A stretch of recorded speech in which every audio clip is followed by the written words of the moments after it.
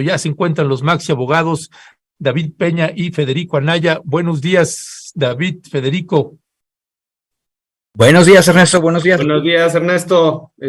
Ahora en nuevo estudio, ya te vimos estrenando ahí un fondo virtual acá. No, es natural. No impactante. Chinga.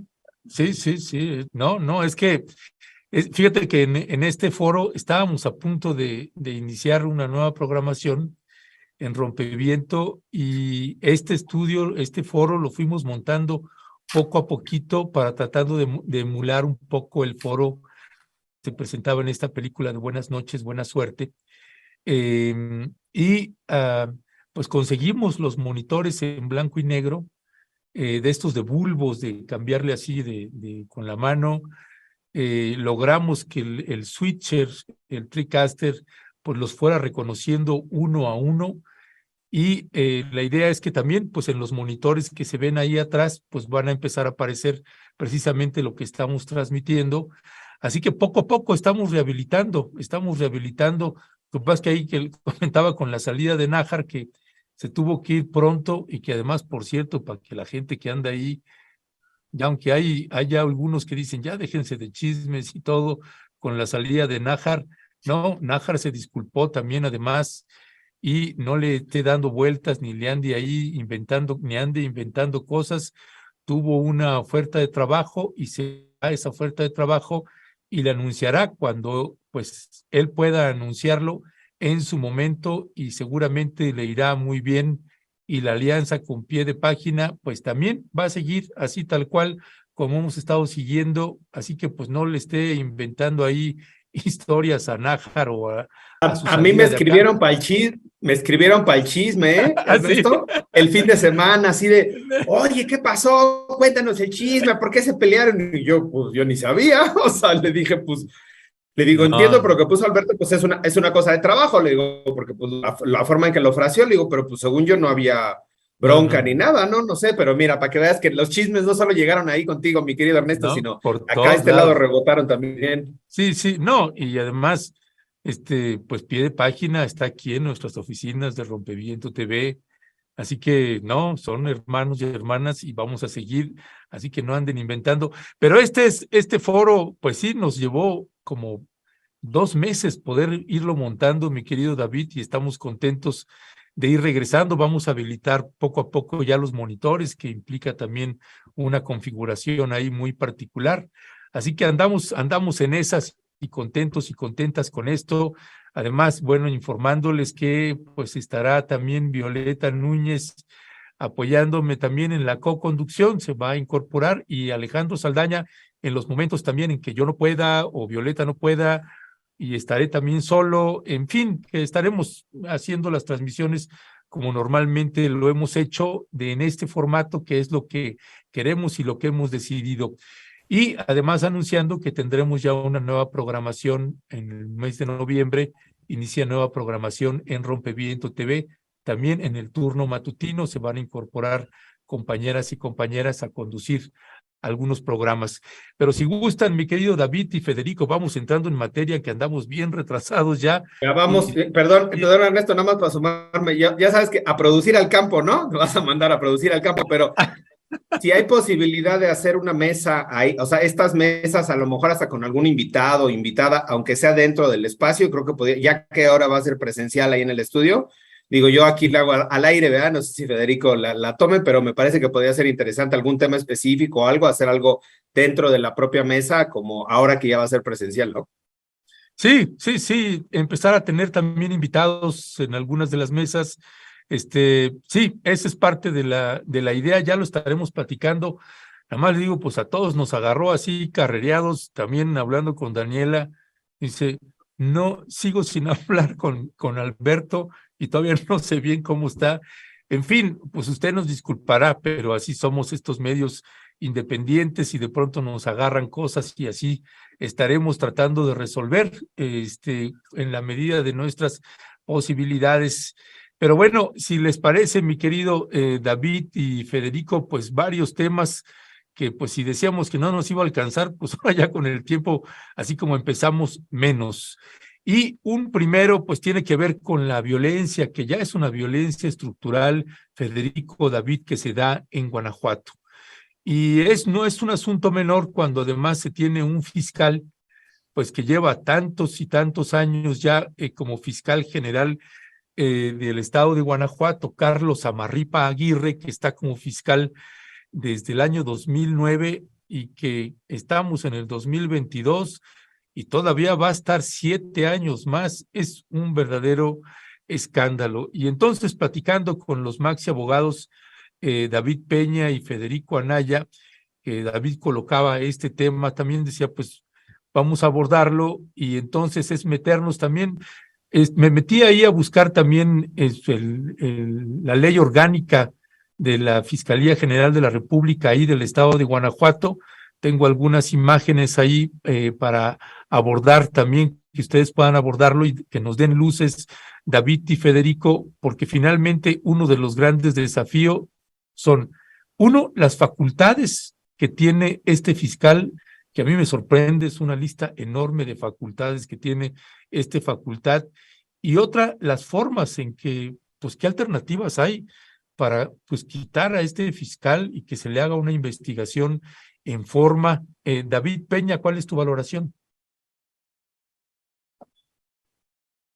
Estaba en el audio, ahora estaba yo en el audio. Oigan, a ver, yo creo que el tema lo queríamos colocar porque justo, bueno, el fin de semana, para contextualizar a la gente, ya se habrán enterado, pero el fin de semana, el sábado, hubo una masacre más en Irapuato, en un bar. 12 personas fallecieron. 6 de ellas eran meseras o trabajadoras del bar, y 6 mujeres, 6 meseras trabajadoras, o trabajadoras, no sé si eran meseras.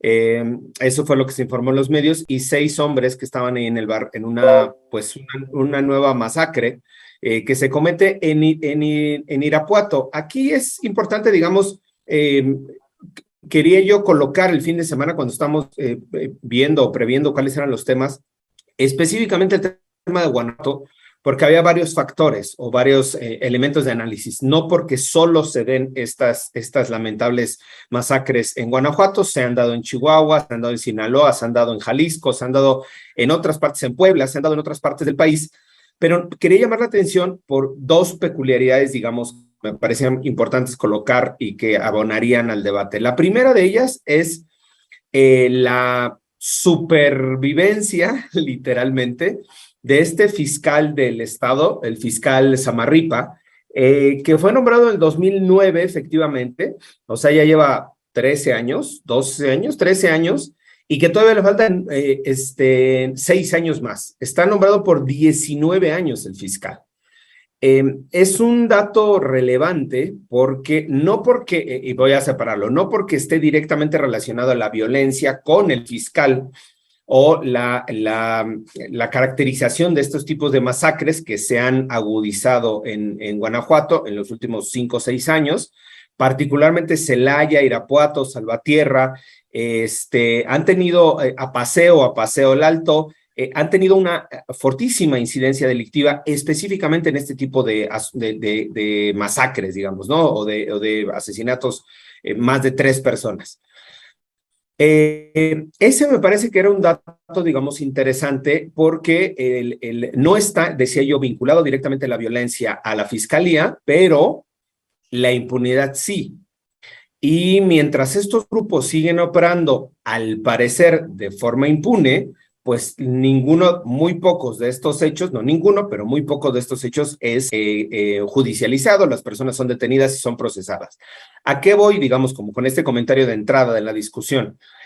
Al parecer, la posición que tiene el fiscal ha facilitado o permitido que durante todos estos años, Guanajuato, de ser una entidad que pintaba en la tabla media, de media hacia abajo en criminalidad, en índices delictivos, en los últimos años, en los últimos 6, 7 años, se ha convertido en el top 3 de homicidios a nivel nacional en tasa de población. Es decir, en tasa se mide por uno por cada 100,000 habitantes, perdón. Esa es la tasa de homicidios en la que tiene la medición a nivel nacional. Y Guanajuato, cuando entró el fiscal, en el 2009 se tenía una tasa de 4 homicidios por cada 100,000 habitantes.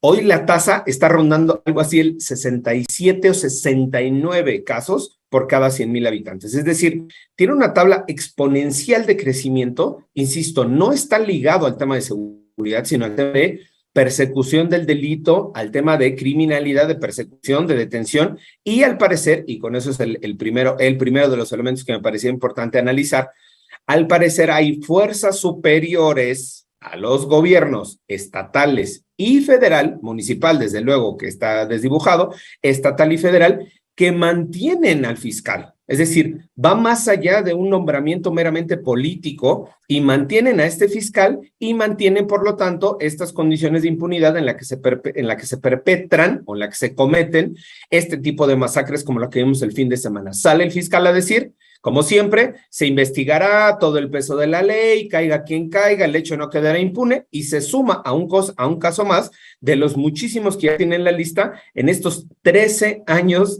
como fiscal y los 6 todavía que le quedan. Digamos, preocupante ese elemento, cómo se ha mantenido y cómo se ha sostenido el fiscal con estas cifras y con este nivel de resultados.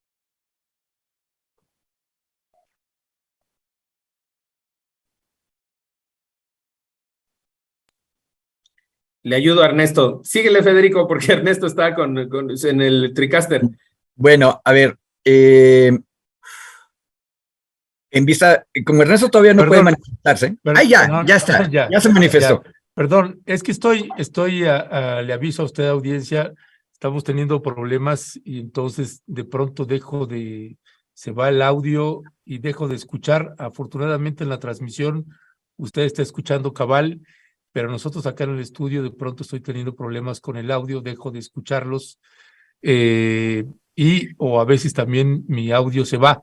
Así que mientras seguimos corrigiendo eso, que sepan que en esas estamos. Federico Anaya, ahora sí arráncate, José Alfredo. Bueno,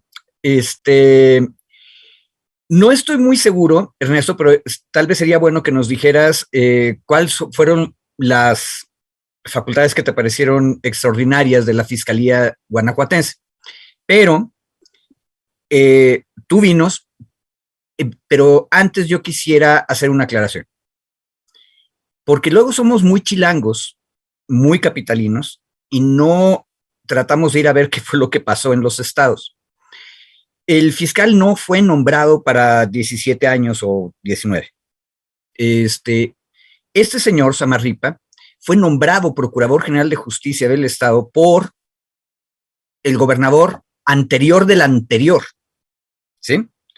Cuando el gobernador podía nombrar al procurador. Terminó el sexenio de ese gobernador y el nuevo gobernador, que creo se apellida Márquez, volvió a nombrarlo. Y estuvo 6 años. Ya vamos 2. Y cuando entra el actual gobernador, se hace la reforma constitucional para que la fiscalía se vuelva autónoma. Pero, contrario a lo que pasó a nivel federal, que quienes le dan seguimiento a este asunto se acordarán que una de las cosas que se logró evitar en el Senado de la República es que Peña Nieto dejara como fiscal general de la República o que pudiera estar en las posibilidades de llegar a ser fiscal general de la República al que él había nombrado como procurador general. De hecho, alrededor de ese asunto nació el hashtag de no al fiscal carnal, ¿sí? Pero resulta que en los estados de la República, cada gobernador negoció las cosas como quiso y no hubo esta prohibición del fiscal carnal. Entonces resulta que Samarripa nunca tuvo problema para él también estar en la terna. El procedimiento es complicado.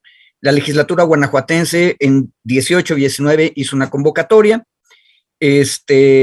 porque tenían que hacer una lista de 5 personas. Y en la lista de 5 personas estaba Samarripa. Y luego el gobernador de esa lista de 5 personas escogió una terna y en la terna estaba Samarripa.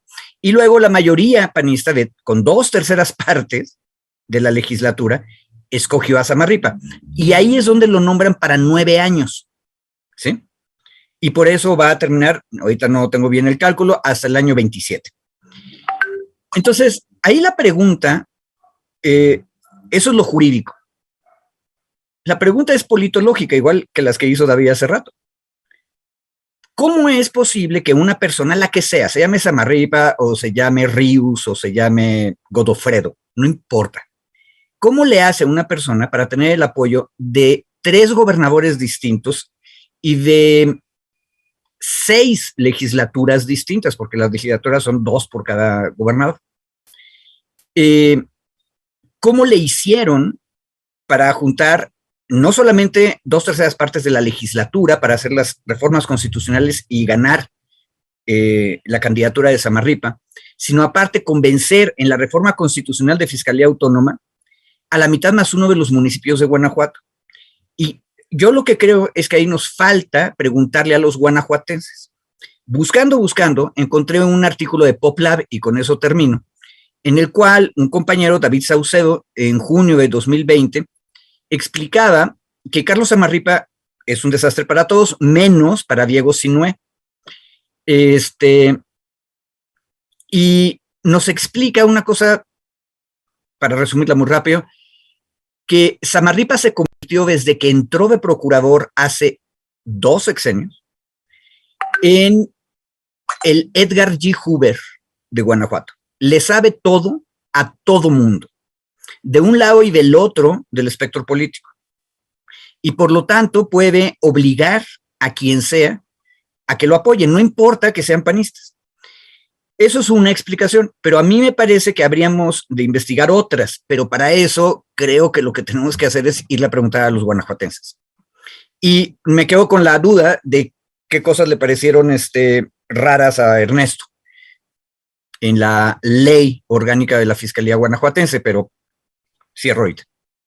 Ok, gracias Federico. El último minuto, perdone usted, no escuché a Federico, se me va el audio, pero déjame, Federico, retomando también un poquito esto último que el principio de lo que estabas diciendo sobre lo que las facultades del fiscal, que pues son 20 y tantas, casi 30, y esto es parte de lo que vamos nosotros identificando seguramente, y David, que le toca lidiar precisamente con las fiscalías y demás ministerios públicos, pues dentro de las facultades que imagino que debe ser pues las de cualquier estado, cualquier entidad de la República, nombrar y remover libremente a los servidores públicos de la Fiscalía General que no estén sujetos al servicio de carrera. Por ahí tienes imágenes, creo, Leonardo, de eso, por favor.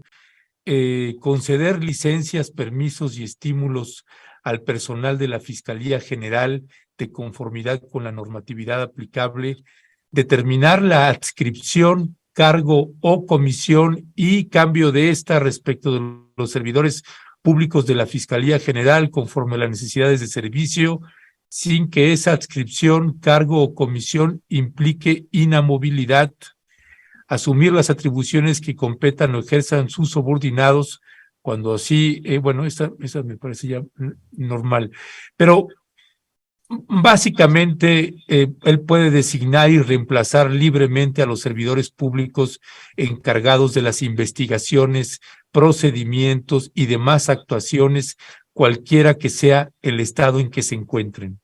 Eso dice, por ejemplo, el numeral 21, designar o reemplazar libremente a los servidores públicos encargados de las investigaciones, procedimientos y demás actuaciones, cualquiera que sea el estado en que se encuentren. Designar directamente a determinados servidores públicos para la atención de casos cuando así considere conveniente.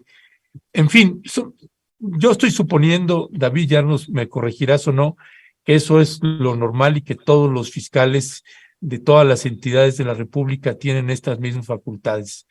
Lo que claro que genera muchísima preocupación, más allá de la explicación que nos daba Federico de por qué tiene hasta 20 y tantos años, que va a ser 19 años, que va a ser fiscal, este hombre, en el caso de que suceda un milagro y se pueda interrumpir antes, pues que lo podamos sacar antes. Pero cuando hay un alto índice delictivo y se le ha vinculado en varias ocasiones y denuncias a algún cártel de la droga o del crimen organizado, ¿cuál es tu valoración ahí, David, más allá de que ahorita veamos pues cómo las únicas formas en las que se puede destituir a este fiscal?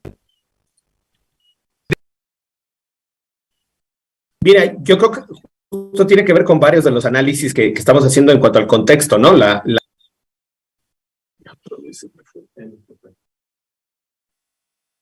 Más bien ahora el que se nos desapareció fue David, ¿no? Sí, creo que se cayó David, se le fue el internet. Así Ok, que bueno, a ver, entra al quite. Sí. Bien dijiste ahorita, Ernesto, esas facultades son las normales. Pero también qué bueno que las repasaste, porque eso le da a quienes nos están escuchando una idea del poder inmenso que tiene un fiscal. Por ejemplo, en el caso Ayotzinapa que discutimos hace poco, una de las cosas más impresionantes es que al final de cuentas el jefe de la fiscalía sigue siendo Gertz Manero, no el fiscal especial para el caso. El fiscal especial para el caso lo puede remover cuando quiera el otro. Digan ustedes que renunció antes, pero en realidad es una estructura tremendamente vertical. Hay una excepción, pero a esa excepción se han negado todo mundo, Ernesto. Y ahí sí te comento que entre los compañeros y compañeras de Morena en la izquierda, también encontré gente que decía, no, es que el fiscal tiene que decidir todo, porque habíamos quienes pensábamos que los órganos ciudadanos que también entraron en esas leyes orgánicas, los consejos ciudadanos, deberían tener palabra, por lo menos, e incluso injerencia en estas cuestiones tan importantes como casos muy relevantes, fiscalías especiales, no dejar solo al fiscal para que nombre, remueva y cambie. Y sin embargo, incluso en la izquierda había la idea de que no, de que hay que darle al fiscal todos los poderes para que pueda actuar. Bueno, eso tiene algún sentido en términos de que sea muy efectivo, pero si tú tienes en un estado tan complejo como Guanajuato, ojo, yo estaba fascinado de que haya 6 grandes ciudades en Tamaulipas. Guanajuato es mucho más plural. O sea, casi cada municipio importante de los que estamos escuchando es una ciudad que podría ser capital del estado. Es más, la que menos tiene poder para ser capital es la tradicional, que es Guanajuato, porque ya no tiene mina, ¿sí? Lo que tiene es tradición. Entonces, ¿cómo le hacen las sociedades civiles, los abogados, los notarios, los jueces en ese muy rico tejido social de Guanajuato para ponerse de acuerdo? ¿Qué cosas van a investigar y cuáles no? ¿Qué tipo de complicidades se van creando? La sociedad de Guanajuato a los fuereños nos parece luego muy conservadora.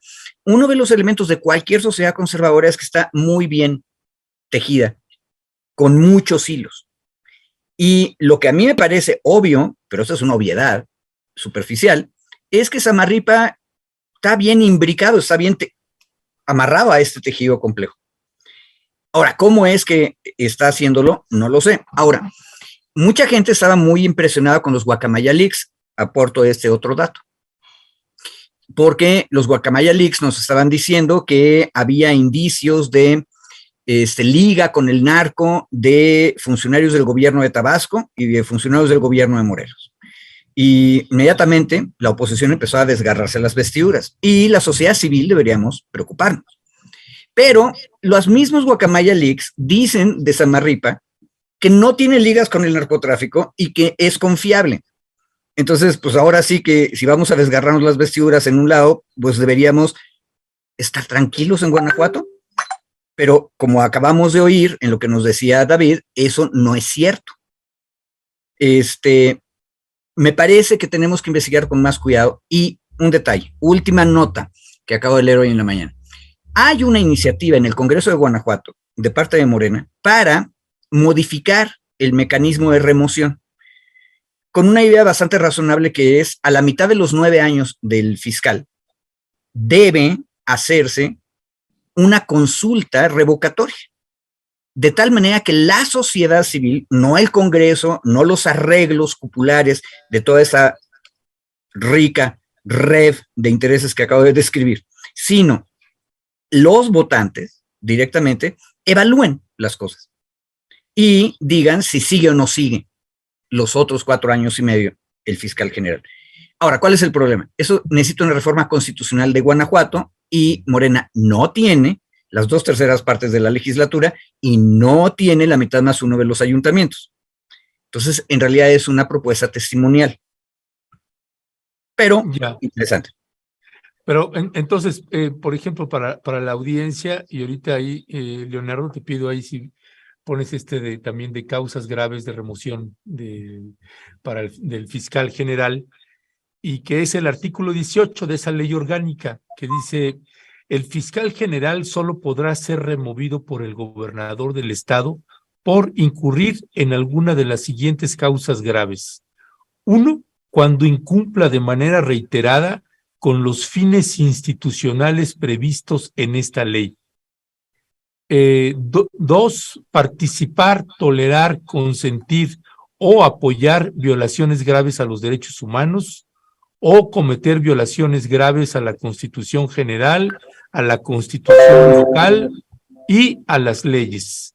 El gobernador deberá acreditar la causa grave que motivó la remoción del fiscal general e informar al Congreso del Estado, quien decidirá si objeta o no la remoción en términos del artículo 95 de la Constitución local.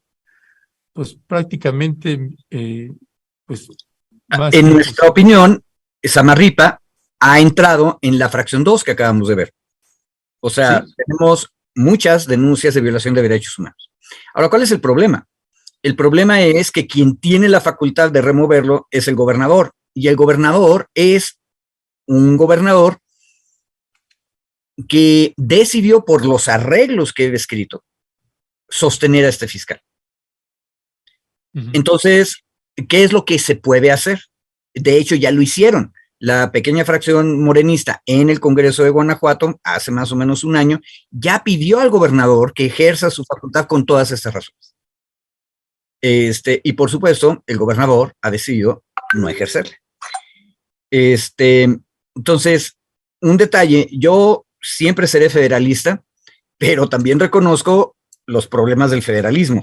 Mientras no cambie la situación política democrática de Guanajuato, difícilmente vas a poder cambiar este arreglo que hay. Ahora, en medio de la crisis hay buenas ideas.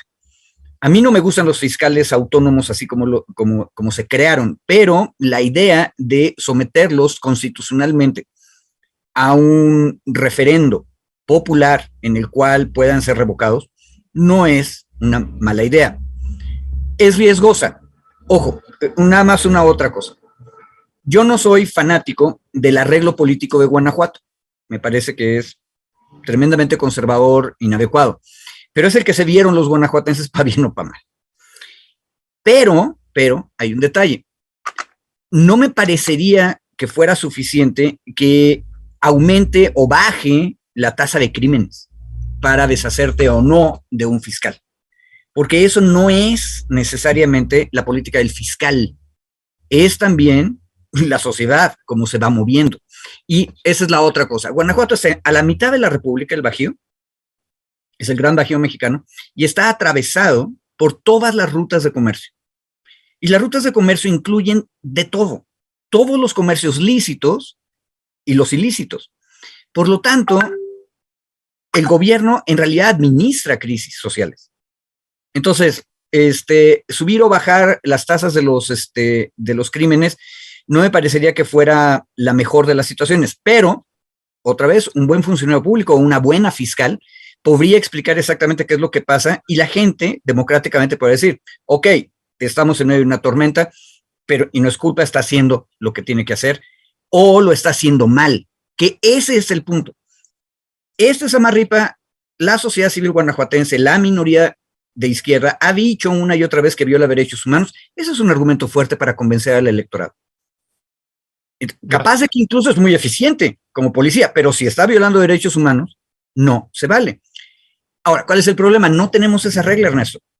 Y para imponerla, ojo, fíjate, la única otra manera sería que la Constitución General de la República diga que todas las fiscalías en la República, cuando opten por el mecanismo, eso tendrán que ser puestas a referendo a la mitad de su mandato. O sea, un mandato federal grande. Pero otra vez, ¿Tenemos los votos para eso? No, y de ahí otra vez reside también en todo el tema de en las elecciones, los congresos locales, que como bien lo Así es. vimos en las elecciones pasadas, decíamos, bueno, y en varios programas lo colocamos, le decíamos a la audiencia, esto de las elecciones en los congresos locales siempre tienen muy poco reflector, solo tienen el reflector precisamente en las localidades. Pero aquí es donde precisamente uno puede ver pues la dimensión y la importancia que pueden tener los procesos electorales en los congresos locales, y así es que pues, no necesariamente hay quórum o hay buenas condiciones en el estado de Guanajuato para que esto cambie, así que sigue siendo y seguirá siendo desafortunadamente, Federico, pues un problema difícil de resolver, porque y lo ponemos en su justa dimensión, Federico, porque no sé, si de pronto nos olvidamos si nos olvidáramos de leyes y pensáramos en lo que está pasando en un lugar, y es los altos índices de criminalidad y de violencia extrema que ya hay en el estado de Guanajuato, y que cada vez son más las colectivas de madres que están desesperadas, busque y busque a sus hijas y hijos desaparecidos,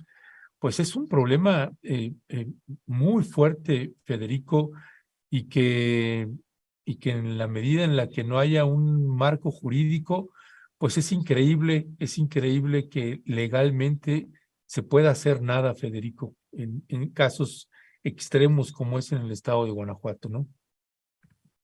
Totalmente de acuerdo, Ernesto. Pero nunca cae en saco roto hacer la denuncia y el análisis. Sí, ¿no? Luego de repente van cambiando las cosas. Sí, de pronto. Ya regresó David, lo acabo de ver otra vez. Ay, qué bien, pues David, no sé dónde te Disculpen, se me fuiste. hace bolas el engrudo acá luego. Oye, pues bueno, pues si quieres nada más haz un comentario, me gustaría comentar el otro tema, aunque sea brevemente, Federico, que tiene que ver también, y David, que tiene que ver con esta entrevista que hace Carmen Aristegui con una abogada militar que arroja ahí algunos elementos importantes, aunque lo abordemos solo de pasadita y a ver si en la siguiente lo abordamos más a profundidad. Pero sobre el tema de Guanajuato, David, nos habías hecho un contexto de los índices de violencia y de violencia extrema en la que se ha caído en Guanajuato, y ahorita le comentaba, después de ver las leyes cómo están en Guanajuato, pues que nada se puede hacer y que es increíble en una situación de emergencia extrema, una emergencia humanitaria, que no haya manera de remover este fiscal. ¿Cuál es tu valoración? Sí, yo creo, a ver, dos datos. El otro elemento que a mí me parecía importante analizar es el tema de esta, digamos, enfrentamiento que se da en varias partes del país entre el cártel Jalisco Nueva Generación y los diferentes cárteles, como por el tema de las plazas. En este caso, el cártel de Santa Rosa de Lima, que es el que tiene el mayor control en el estado de Guanajuato. Este enfrentamiento, digamos, que se sigue perpetuando, que se sigue repitiendo en las comunidades, ¿no? O más bien en muchas de estas comunidades, que de acuerdo a los análisis de criminalidad, pues están correlacionados con estas masacres. Y el otro, uno de esos datos, digamos, aunque nosotros pudiéramos pensar o inferir que el fiscal pudiera tener estos acuerdos o estos cochupos o estos negocios con alguno de estos grupos, me llama la atención que revisando, justo preparando para la nota del día de hoy, hay varias notas en donde revelan que los documentos de Sedenaleaks, es decir, los Sedenaleaks, hacen 3 fichas del fiscal Amarripa, y en las 3 fichas lo califican como persona confiable.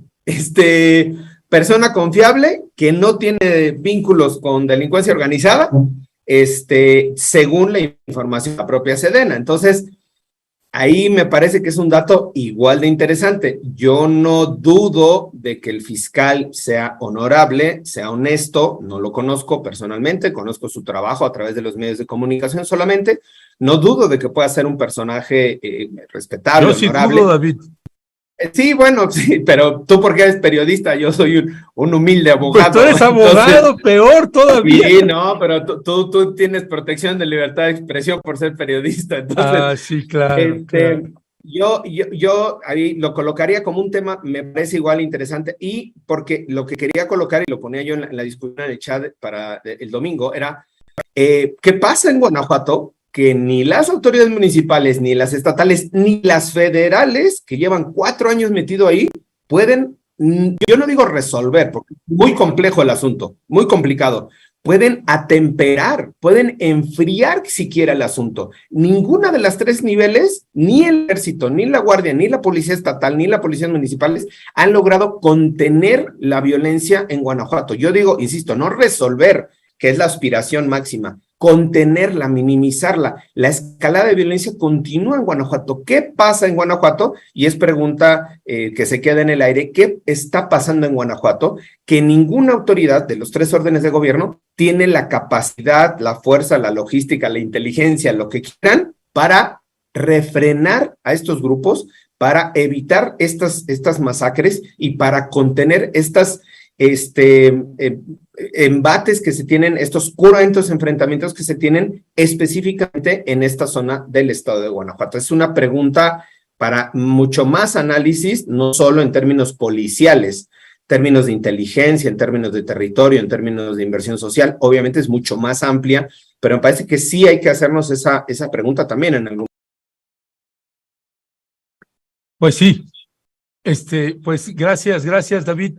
Federico, pasando rápidamente a este otro tema, esta entrevista que tiene Carmen Aristegui con la ex mayor de Justicia Militar, Adriana Herrera, y que, pues bueno, en el chat interno que tenemos aquí con David y Federico, pues bueno, a la hora de que pues revisé la entrevista completa, pues hay como por lo menos unos 10 temas que abordar ahí. Y Federico nos proponía uno de los varios que hay, ya veremos tiempos de abordar los otros, pero que tiene que ver pues con las funciones que tienen los militares, ejército, marina, una vez que pasaron a la Guardia Nacional, y las atribuciones legales. Y ahí de pronto pues vemos que hay un roce y una contradicción tremenda, y Federico señalaba también pues algunas observaciones de esa entrevista que le hizo Carmen a esta militar. Federico. Una cuestión, la entrevista está disponible en la red, y yo le recomiendo a nuestra audiencia que la revise. Y va a encontrar una larga hora, o es hora y media casi, ¿verdad?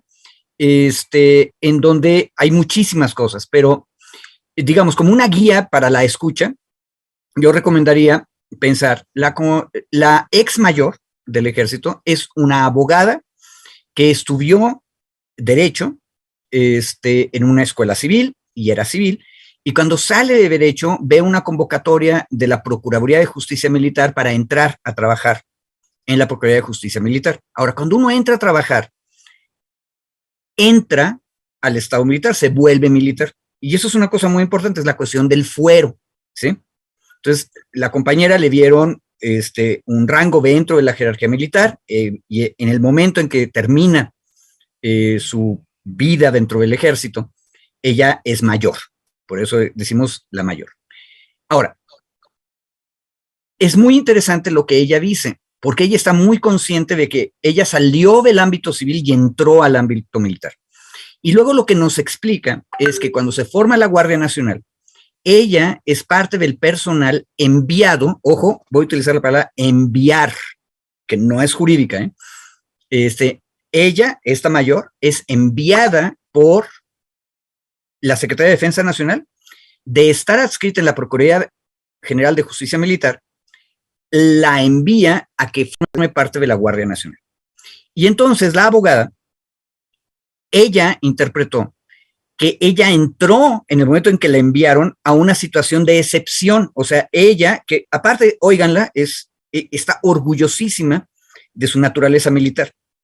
Su expresión es, uno se enamora del verde olivo. Y se lo dice 2 veces a Carmen Aristegui. Ella interpreta que cuando entra a la Guardia Nacional hay una excepción, y entonces su naturaleza verde olivo desaparece y se volvió civil. Ese asunto, que puede sonar a quien nos escuche muy abstracto, es esencial. Porque no solamente es la cuestión del fuero o no el fuero, sino del mando. Inmediatamente ella va a elaborar acerca de un problema de mando, porque ella dice, es que luego resulta que yo tenía 2 gorras, pero ojo, es bien interesante como ella afirma que tenía 2 gorras. O sea, la gorra de mayor del ejército, como Procuraduría de Justicia Militar, y la gorra como funcionaria, ella asumía, civil de la Guardia Nacional. Esa diferencia es la que le hizo entrar a ella en conflicto. Y de ahí nace su problema particular, que en mi opinión, Carmen Aristegui realmente no valoró mucho ni respetó a su entrevistada porque casi no la dejó hablar de su problema personal en la primera parte de la entrevista. Pero el problema personal es relevante. La pregunta grande es, el pie veterano de la Guardia Nacional, que es la inmensa mayoría de la tropa y los oficiales de la Guardia Nacional actual, son personas que están exactamente caminando el camino que acabo de describir. Eran personal militar, salen, son enviados a la Guardia Nacional y entran a otra cosa. ¿Esa otra cosa qué es? Por eso, mi opinión personal es que la última reforma, no la constitucional, el artículo transitorio, la reforma de las 4 leyes anteriores, fue una reforma correcta, porque lo que hizo fue reconocer que la Guardia Nacional es una fuerza armada. Y si es una fuerza armada, lo razonable es que esté en la Secretaría de la Defensa Nacional.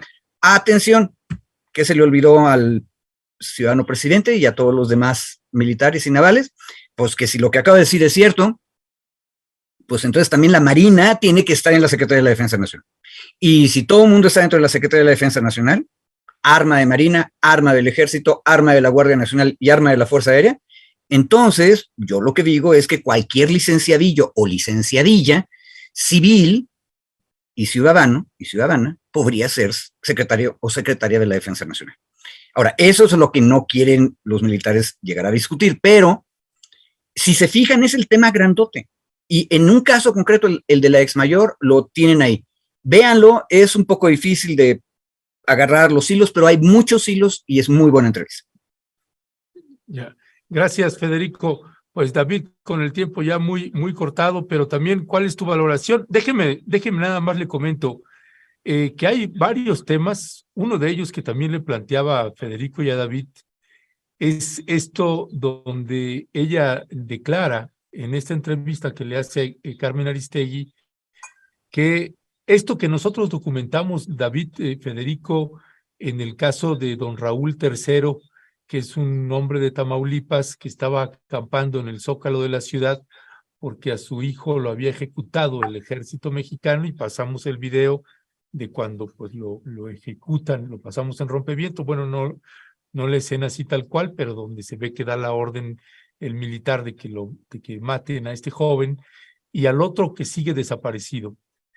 Y nosotros lo que terminamos testimoniando a la hora de dar seguimiento a este caso, pues es que el ejército pues también les ofreció un dinero y pues se saltaron darle visto bueno al Comité de Atención a Víctimas y digamos que se arreglaron en lo oscurito, por decirlo de alguna manera. Ese es otro de los temas que me gustaría después que podamos abordar a profundidad, pero retomando este otro que señalaba Federico, ¿cuáles son tus piensos, Federico? David.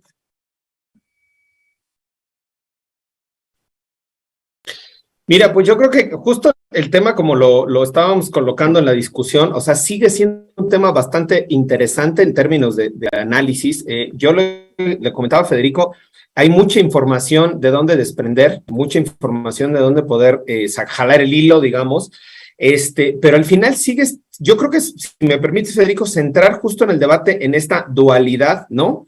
En donde efectivamente elementos del ejército, elementos de la Marina, no tienen tampoco muy claro cómo está la función o cómo está su trabajo al interior de la Guardia Nacional.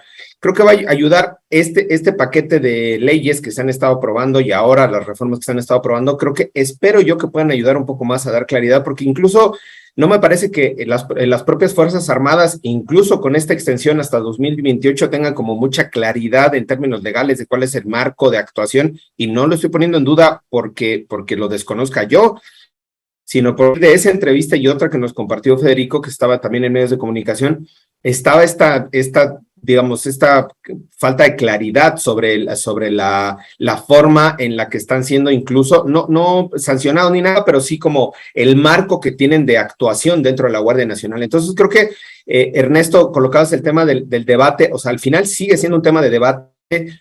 Ya saben que las posiciones que hemos tenido aquí, particularmente yo, Ernesto, y ahora nuestro querido Alberto,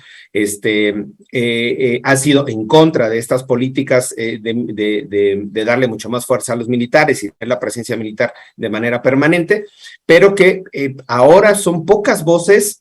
Hay algunas, quizá podemos juntarlo, mi querido Federico y Ernesto, para la próxima semana. Hay algunas voces también dentro de Sedena Leaks que justo están ya filtrando estas incomodidades en el interior del ejército que pudieran a lo mejor ayudarnos a entender cómo está la operatividad o cómo está esta relación con las guardias, digamos, con las autoridades civiles, y cómo está también su operación en el interior de la Guardia Nacional. Leí por ahí, creo que el miércoles o jueves de la semana pasada en algún medio de comunicación, donde había incluso intercambio de información donde se decía que no se tenía el mismo nivel de coordinación que en el pasado. Ahora, pese a que se tenía la Guardia Nacional como tal, porque no se acababa de diferenciar los mandos, a quién se le mandaba la información, ¿no? En términos de la estructura. Entonces, creo que es un tema interesante para hacer el análisis, sobre todo el efecto de que la semana pasada, igual ya no lo discutimos, pero se aprobó en Cámara de Diputados la reforma de la reforma al artículo 5º transitorio reformado de la reforma del 2019 del artículo 21 constitucional en materia de Guardia Nacional. Si alguien se perdió en el juego de las reformas es porque así pasó. Entonces, ya en algún momento analizaremos cómo quedó al final esa super reforma final, en donde por cierto, la que les envié es la última, ya no se modificó. Sí, donde se extiende, ahora es el 5º transitorio grandotote, donde se incorporan varios, incluso de los otros transitorios de 2019 en es una cosa ahí medio rara, pero bueno, ese es un análisis también que creo que tengamos que hacer. Están los controles civiles, pero pues ya vimos el primer ejemplo que el secretario de la Defensa fue llamado a una reunión de trabajo para el tema de Sedena Leaks. Le dijo que sí iba, luego les dijo que no iba, luego les dijo que fueran a su oficina y apenas ayer les dijo que siempre que no vayan. Entonces, creo que ahí podemos empezar al análisis también de cómo está la actuación o cómo sigue siendo la actuación del ejército en estos momentos. Ya, pues mi querido David y Federico, muchísimas gracias, como siempre. Pues les mandamos un fuerte y fraterno abrazo y ahí seguimos al habla. Nada más una pregunta final. ¿Cómo les fue en la Feria del Libro? Muy bien. Pues ahí Federico llevó la mesa, moderó, muy bien, muy bien. Oigan, perdón, Valeria Cermeño, nuestra querida Valeria, ya me está posteando para suplir a Nájar. Mira, ya tengo hasta propuesta de candidatura, mi querido Ernesto, ¿eh? No, pues es que ya sabes, y además bailador y todo, no, podemos ya incorporarlo y hacemos unos sketch. Ahí está de bateador emergente el David. Que baile. Perdón, mi querido Federico, nomás lo del Zócalo, ¿tú cómo lo viste? Yo muy bien, la participación de la gente, pese a que teníamos atrás una mesa previa muy, muy llena, muy concurrida, muy entusiastas, las que nos escucharon, los que nos escucharon. Y buenas preguntas, que yo creo que estuvo bastante bien. Ahora, el tema era gigantesco, o sea, la crisis del Poder Judicial. Y falta seguirlo discutiendo. Oye, pero no, pues estoy leyendo ahí que también estuvo concurrido y que los maxi abogados muy famosos y que se lucieron y que es imperdible la mesa. Y ahorita que decía David, no, ya no solo Valeria Cermeño, está apoyando a David para que sustituya a Nájar, sino que además está pagando. Ya está, mire, ya está dando un está en pago ahí. campaña, mi querida Valeria, no está en campaña. Mira, no, tengo dudas si es una donación para Rompeviento o es un David. pago, para que hasta rojo puso, mira. Un detalle, checando los comentarios, Araceli García se queja, el de los temas que platicamos. Ese es el poder que le dieron a los govers. Es increíble que no se pueda hacer nada, parecen ser de otro país. Ninguna ley estatal debiera violentar la Constitución. A ver, los que le dimos ese poder a los govers y a los estados fuimos los federalistas que ganamos las guerras civiles. Y es un buen sistema. El único problema es que causa estas broncas. Nada más ese pequeño problema. Bueno, mientras David y yo nos divertíamos, ya ve, Federico viene aquí con sus seriedades, ni modo. Nosotros acá echando la chacota. Oye, por cierto, perdón, nada más, y ya que me extendimos, el viernes me aventé un round con Jaime Cárdenas ahí en el foro, ahí sí. lo pueden ver. ¿Sí? Pero round así ya Y es un buen amigo y ahí intervino Federico porque porque era técnico. No, Federico fue técnico, o sea, el llegue fue técnico, no fue rudo. Pero vale la pena explicarlo. El tema fuerte era, Jaime, su punto es, los sistemas de derechos humanos interamericano e internacional no son electos por nadie. Por lo tanto, no es correcto que estén revisando las actuaciones internas de México. El punto de David es que son muchas veces la única instancia en la que se pueden seguir defendiendo derechos humanos frente a injusticias internas. Ahora, los dos están diciendo dos cosas que son verdaderas. La pregunta es cómo le hacemos para democratizar nuestra participación en los sistemas internacionales desde dentro. Y segundo, hacer más obligatorias las decisiones internacionales adentro de México. Pero muy buen punto. Ahora, teníamos una hora nada más, entonces, di tú que no discutimos el siglo XIX. Bueno, caballeros, nos tenemos que ir, que vamos ya con la siguiente entrevista, pero muchas gracias a los dos, les mandamos un fuerte abrazo, ya déjanos divertir, Federico, por favor. Gracias, nos vemos pronto por ahí en el estudio, mi querido Ernesto. Órale, órale, yo espero que cuando llegue ya se te haya quitado lo colorado. Eso, mira, era la camisa. Abrazos. Gracias. Un abrazo. Chao, chao.